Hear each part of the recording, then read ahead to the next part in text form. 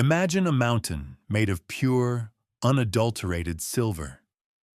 In 1545, the Spanish Empire stumbled upon a geological miracle in the Bolivian highlands called Cerro Rico. They nicknamed it the Rich Hill, and for over a century, it functioned as a 16th-century ATM. The Spanish crown didn't have to innovate, build factories, or master complex trade routes. They simply had to dig. It was the ultimate shortcut, wealth without work. But shortcuts in economics are usually a slow-motion suicide pact. This was the birth of the Midas Paradox. Spain became the wealthiest superpower on the planet, without producing a single tangible item of value. They purchased their leather from the English, their timber from the Dutch, and their grain from the French, all settled with free silver.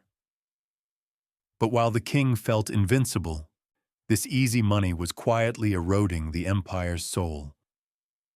When a nation floods the world with currency but fails to produce goods, that currency ceases to be wealth. It becomes a ghost. By the time the silver mines ran dry, Spain had forgotten how to be a country. It only knew how to be a consumer, staring at empty warehouses with pockets full of useless metal. Welcome to the digital Potosí. Since the dawn of the 2020s, the Federal Reserve hasn't used pickaxes. They've used a keyboard. As we enter 2026, the U.S. national debt has surged past $38.4 trillion, a number so vast it defies human logic.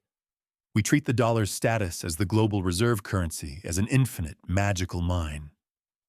We believe we can bypass the laws of economic physics by simply clicking Enter on a central bank spreadsheet. We are importing our lives and exporting our debt, betting that the rest of the world will never stop digging in our digital mountain.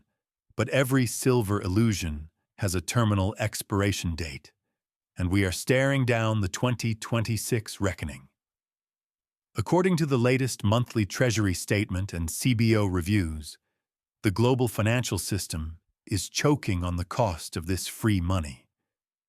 The numbers are no longer just statistics. They are a structural cage. In the first quarter of fiscal year 2026 alone, the U.S. federal deficit hit $602 billion, more than the entire annual deficit just a decade ago. We are now borrowing money just to pay the interest on the money we already borrowed. For the first time in the history of the Republic, we have hit the ultimate crossover. In late 2025 and moving into 2026, net interest payments on the national debt, totaling roughly $270 billion in just 3 months, have officially outpaced the entire national defense budget. We are now spending more to service our past than we are to defend our future. With FDIC reports showing unrealized losses in the banking sector still hovering near $337 billion, and a $4.1 trillion Treasury maturity wall looming this year, the infinite wealth trick is finally failing. Like Philip II's Spain, we are learning the hard way. When the interest exceeds the income, the mountain always caves in. The discovery of the Cerro Rico in 1545 didn't just change Spain, it fundamentally broke the way the world understands value.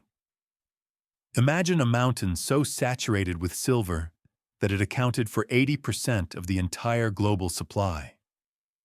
150,000 tons of raw bullion were extracted and funneled through the Potosí Pipeline directly into the Spanish treasury. To the Spanish monarchy, this wasn't just luck. It was divine providence. They believed they had discovered a perpetual motion machine for prosperity.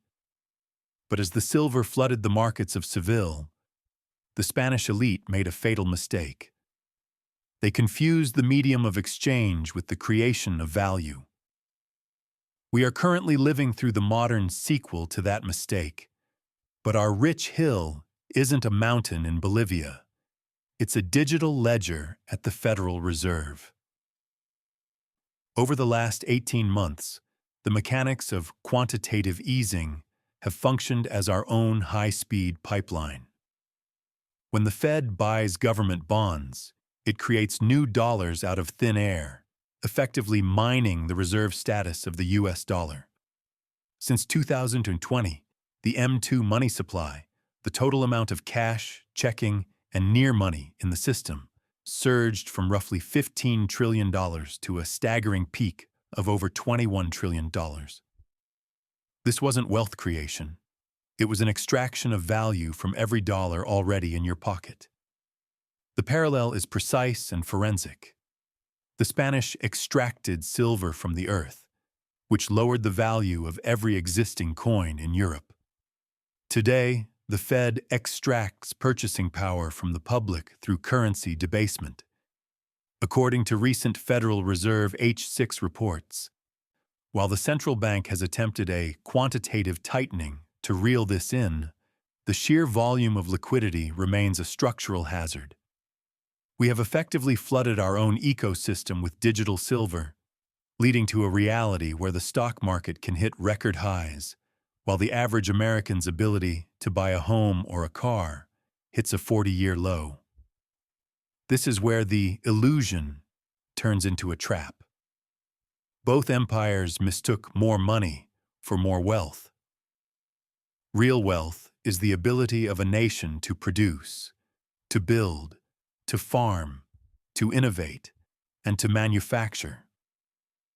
Spain used its silver to buy goods from the Dutch and the English, essentially funding the rise of its own future competitors while its own domestic industries rotted from neglect.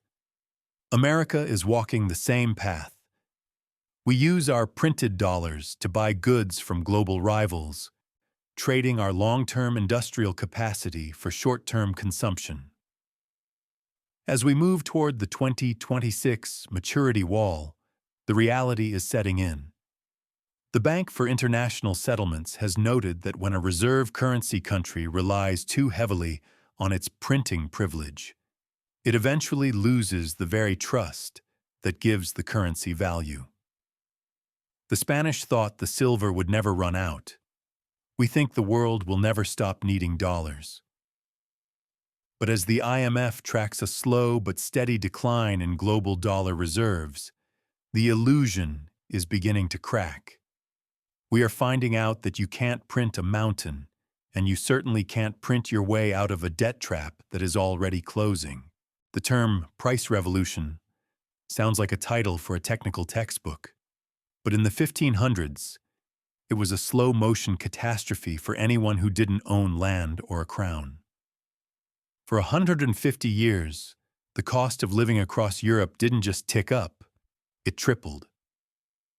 In Spain, the epicenter of the silver flood, the surge was even more violent. Bread, meat, and grain, the literal fuel for human life, saw their prices skyrocket by 4 to 5 times. The logic of the time was simple but brutal. When the king dumps thousands of tons of cheap silver into the market, the silver itself becomes worth less, but the grain becomes worth a fortune. This wasn't an overnight spike, it was a generational grinding down. Because wages were fixed by ancient customs or feudal contracts, they couldn't keep pace with the exploding cost of calories. While the Spanish crown was technically the wealthiest entity on the planet, the average Spanish peasant was entering a state of permanent malnutrition.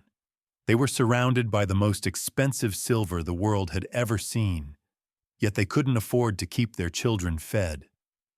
It was a K-shaped recovery 5 centuries before we had a name for it. Fast forward to January 2026, and the data suggests we are trapped in a digital echo of that revolution. While the S&P 500 continues to brush against record highs, the price revolution of our era has moved into what economists are calling stagflation light. According to the latest Bureau of Labor Statistics reports from early 2026, the Consumer Price Index, CPI, has stalled around 2.7 to 3.0%. higher than the Fed's comfort zone, but just low enough for politicians to claim victory. But the headline number is a lie to the person in the checkout line. The forensic reality is found in sticky inflation. While the price of a flat-screen TV or a used sedan might fluctuate, the core services that define American survival, housing, and healthcare, are on a different planet. Recent projections for 2026 indicate that medical cost trends are surging by nearly 9.6%, driven by the rising cost of specialty medications and a chronic labor shortage in nursing. Meanwhile, the shelter index remains a lead weight on the middle class, with housing costs projected to stay elevated well into the year, effectively pricing out an entire generation from the American dream. Just as the Spanish peasant watched galleons of silver sail into port while the price of a loaf of bread drifted out of reach, the American middle class in 2026 is witnessing a profound affordability gap. You can have a booming economy on paper and a wealthy nation on the global stage, but if the cost of the four walls around you and the medicine in your cabinet rises faster than your paycheck, you aren't living in a golden age. You are living inside an illusion. We are discovering that in 2026, as in 1560, you can't eat a high stock market index, and you certainly can't build a future on cheap money that makes your life more expensive every single day. The financial system is designed to keep you in the dark, but history provides the map to escape the trap. If this insight opened your eyes, hit the like button to help us break through the noise. Share this with someone who needs to see the patterns before the next collapse, and subscribe to master the mechanics of wealth that they don't want you to understand. Don't let your purchasing power disappear in silence. Drop a comment below, and let's discuss the truth the 1% ignores. Wealth, at its most dangerous level, acts as a solvent. By the mid-1500s, Spain was discovering that silver didn't just pay for things, it dissolved the incentive to produce them. This is the forensic root of the Spanish disease, because the crown could simply print, or in their case, dig, the world's money. The domestic Spanish economy began to atrophy. Why should a merchant in Seville invest in a risky textile mill or an expensive grain farm when he could simply use the flood of American silver to buy cheaper, better-made goods from the Dutch and the English? By 1600, Spain had become a nation of consumers. They were the world's most prestigious shoppers, but they had stopped being builders. Their local manufacturing base rotted from the inside out. The very silver that made them a superpower effectively priced their own people out of the global market. They exported their free money and, in exchange, imported the labor and ingenuity of their neighbors. It was a golden age of spending that masked a terminal industrial decline. Fast forward to 2026, and America is caught in the modern version of this trap, often called Dutch disease. Our silver isn't a metal. It's the US dollar's status as the global reserve currency. Because central banks around the world must hold dollars to function, there is a structural, artificial demand for our currency that keeps it strong. But a strong dollar is a double-edged sword that has slashed through the heart of the American Rust Belt. When your currency is the world's primary export, your physical exports become prohibitively expensive for everyone else. This is the strong dollar trap. In 2025 and moving into 2026, the data shows a trade deficit that remains a massive, unclosable wound. According to the U.S. Census Bureau and BEA reports from early 2026, our goods deficit continues to hover near record levels, despite aggressive talk of onshoring. The reality is forensic. A strong dollar makes a German lathe or a Chinese steel beam cheaper than an American one, every single time. The human cost is measured in the hollowed-out factory towns of Ohio, Pennsylvania, and Michigan. We have traded our manufacturing sovereignty for the exorbitant privilege of being the world's bank. As we hit 2026, the trade deficit isn't just a number on a spreadsheet. It's a structural leak of American wealth. Spain's primary export was silver. Our primary export is pieces of paper, or increasingly, digital blips on a screen. But you cannot build a middle class on the export of debt. Like the Spanish Empire before us, we are finding that when you stop making things, you stop being the master of your own destiny.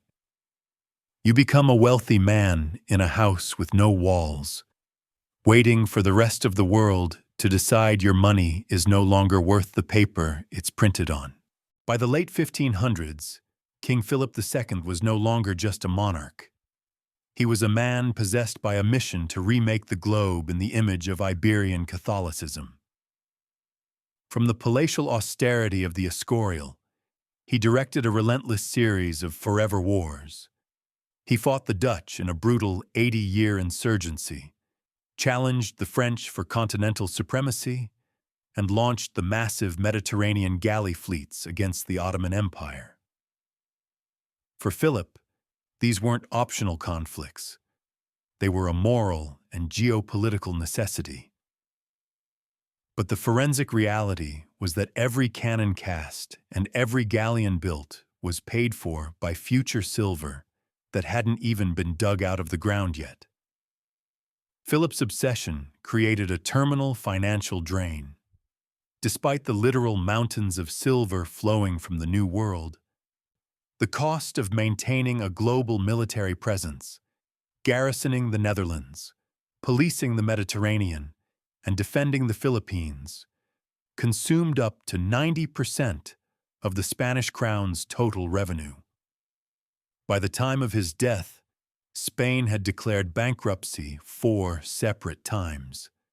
The empire wasn't defeated by a single battle. It was hollowed out by the sheer, unceasing cost of being everywhere at once. They had the world's most feared army, but they could no longer afford to feed the soldiers who marched in it. Fast forward to 2026, and the United States is navigating a strikingly similar overextension. Our global garrison consists of over 800 military bases scattered across nearly 80 countries, a logistical footprint that Philip II could only dream of. But the price of modern dominance has skyrocketed. We are no longer just maintaining barracks. We are funding a technological arms race where a single F-35 fighter jet costs roughly $100 million, while a swarm of autonomous drones costing less than a used car can neutralize a multi-billion-dollar carrier group. According to the 2026 Department of Defense budget estimates, the cost of operation and maintenance alone has surged past $300 billion. Driven by the aging of traditional hardware and the desperate need to integrate expensive AI-driven systems. The 2026 connection becomes truly ominous when you look at the trade tango. Just as Philip II used trade blockades and the Spanish fury to punish the rebellious Dutch, only to see them flourish as independent traders, the U.S. has entered a new era of aggressive protectionism. In late 2025 and early 2026, a barrage of new tariffs and economic security measures have effectively created modern-day trade blockades. According to UNCTAD reports from January 2026, global trade-weighted average tariffs have spiked to 6.7%, the highest level in decades. This isn't just about protecting jobs, it's a geopolitical siege. But like the Spanish blockades of the 16th century, these measures are a double-edged sword. They increase the cost of the very materials like semiconductors and rare earth minerals, required to maintain our military edge. We are currently spending $1.1 trillion on interest and over $900 billion on defense, while simultaneously raising the cost of our own supply chains through trade wars. The forensic conclusion is unavoidable. We are trapped in the same loop as Philip II. We are trying to defend a global order that we can no longer afford to finance, using trade weapons that are making our own internal economy more fragile by the day. In 1557, the world received a financial shock that seemed impossible. The Spanish Empire, the wealthiest and most powerful nation on the planet, officially stopped paying its bills. This wasn't a minor hiccup. It was a total freeze of the global credit market. The shocking fact is that Spain didn't just fail once. They became the world's first serial defaulter, declaring bankruptcy in 1557, 1560, 1575, and 1596. Even with the Cerro Rico pumping out 80% of the world's silver, the crown's spending on forever wars and administrative bloat simply outran the mines. Philip II didn't run out of money. He ran out of people willing to lend it to him at a price he could afford. These bankruptcies weren't the end of the empire, but they were the end of its credibility.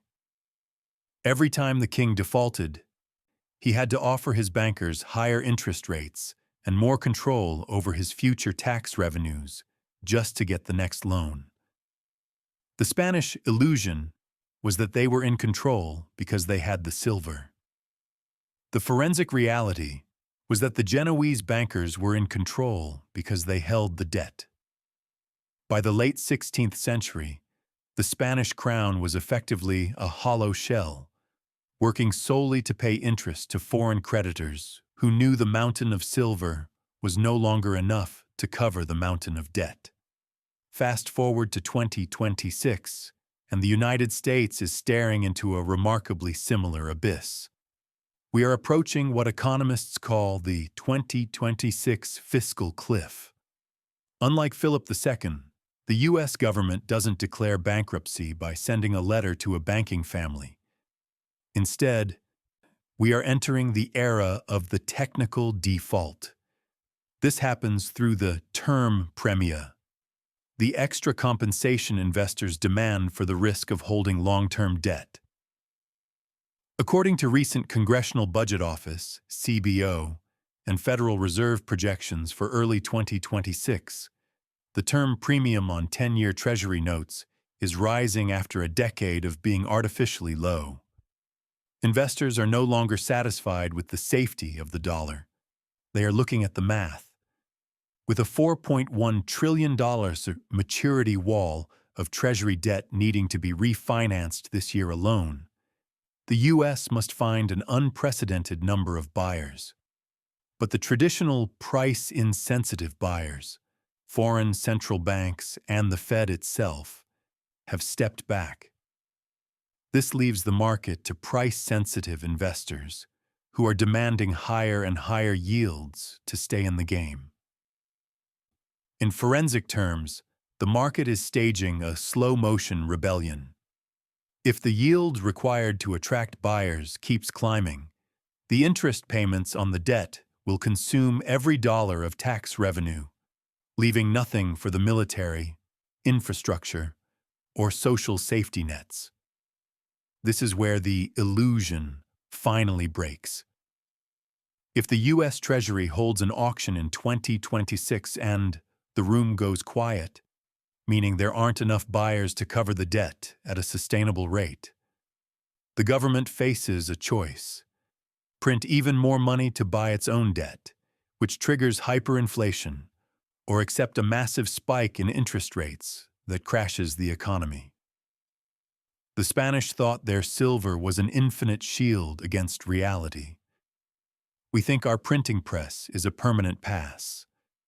But as the 2026 fiscal cliff proves, no amount of infinite wealth can save you once you lose the trust of the people who are funding your survival.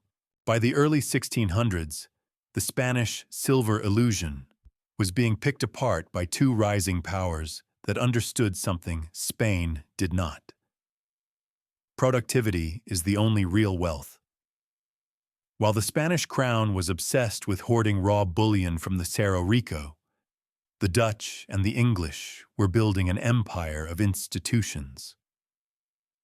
They didn't have mountains of silver, so they built the Dutch East India Company and the Bank of Amsterdam. They focused on the organized circulation of goods rather than the extraction of metal.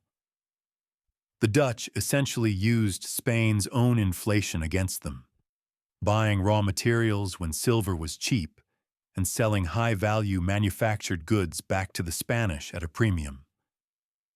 They didn't need to dig for wealth, they just needed to be more efficient than the people who did. As we stand in 2026, we are witnessing a digital mirror of that Dutch defiance. The BRICS bloc, now expanded to include giants like Saudi Arabia, Iran, and the UAE, is no longer just talking about de-dollarization. They are building the plumbing for it. Just as the Dutch bypassed Spanish trade routes to create their own maritime monopolies, the BRICS nations are constructing alternative payment systems designed to bypass the dollar-dominated SWIFT network entirely. The forensic centerpiece of this shift is BRICS Pay, a decentralized messaging system that allows members to settle trade in local currencies like the yuan, rupee, and real.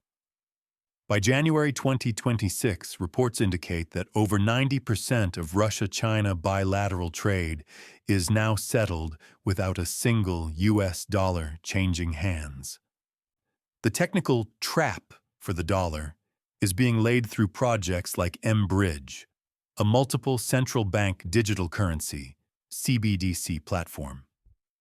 According to Bank for International Settlements, BIS data from late 2025, M-Bridge has reached a minimum viable product stage, allowing for real-time peer-to-peer cross-border payments that are invisible to U.S. clearing banks. In the 16th century, the Dutch built a better bank to beat the Spanish. In 2026, the BRICS are building a better ledger. They are leveraging blockchain and CBDCs to create a financial architecture where the dollar is no longer the required middleman. The irony is as thick as a Spanish silver bar. For decades, the U.S. used its currency as a hammer to enforce sanctions and geopolitical will. This weaponization of the dollar, most notably the freezing of Russian reserves in 2022, acted as the ultimate catalyst. It forced the rest of the world to innovate, much like Spain's heavy-handed trade blockades forced the Dutch to become the masters of the sea. By 2026, the Global South is no longer waiting for permission to trade. They are building a multipolar financial world where the US dollar is just one choice among many. We are finding out that when you use your currency as a weapon, you eventually teach the rest of the world how to build a shield. By the late 16th century, the Spanish silver illusion had created a grotesque social divergence. In the halls of the Escorial and the palaces of Seville, the Spanish elite lived in a state of unprecedented luxury, surrounded by fine Flemish tapestries and Asian spices. But outside those walls, the forensic reality for the common Spaniard was one of terminal decay. Because the crown's silver flood had triggered massive inflation, the monarchy attempted a desperate fix. They began minting the vellon, a debased coin made of pure copper with virtually no silver content. This copper coin debasement was a direct theft of purchasing power from the working class. While the elite held their wealth in land and raw silver, assets that appreciated as prices rose, the peasants were forced to use the worthless copper. History records a grim result. By 1600, while Spain was technically the richest nation on earth, Its people were facing a humanitarian crisis. The Golden Age was a K-shaped collapse, where the ceiling was rising for the few, but the floor was falling out for the many. As we navigate 2026, the United States is mirroring this Vallon economy through a digital divergence. We are witnessing the most aggressive K-shaped trajectory in modern history. According to Federal Reserve distributional financial accounts from early 2026, the top 10% of households now hold a record 67% of total U.S. wealth, while the bottom 50% struggle to retain just 2.5%. This gap isn't a glitch. It's a feature of asset inflation. The 2026 AI boom has acted as our modern silver mine, but its benefits are concentrated in a forensic bottleneck. The top tier of the economy, who own the stocks and the agentic AI platforms, have seen their net worth explode as productivity projections for the next decade are priced into the market today. Meanwhile, the bottom 80% are being ground down by purchasing power erosion. While headline inflation might be cooling, the CPI for core services, the things you can't live without, like insurance, rent, and healthcare, is projected to remain sticky and elevated throughout the year. The illusion of 2026 is a booming S&P 500 that masks a hollowing out of the American middle class. We are seeing a Vallon effect, where the digital dollars in a savings account buy less every month, while the billionaire class sees their wealth multiply through automated AI-driven efficiency.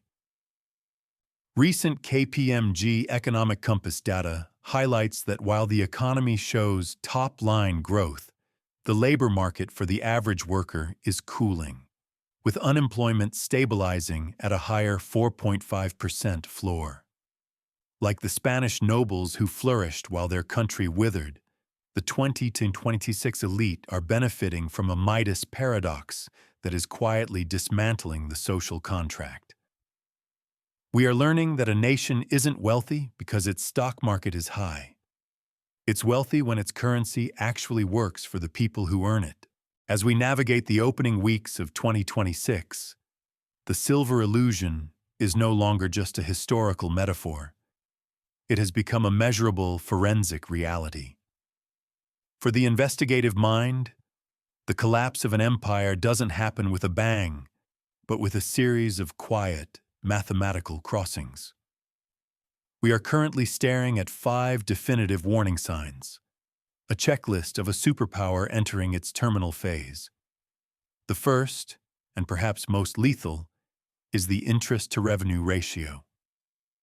In the 16th century, Spain's doom was sealed when interest on its loans began to swallow the silver before it even reached Seville. By early 2026, the U.S. has hit a similar structural cage. According to the latest Congressional Budget Office (CBO) projections, net interest payments on the national debt have officially crossed the $1.1 trillion mark annually.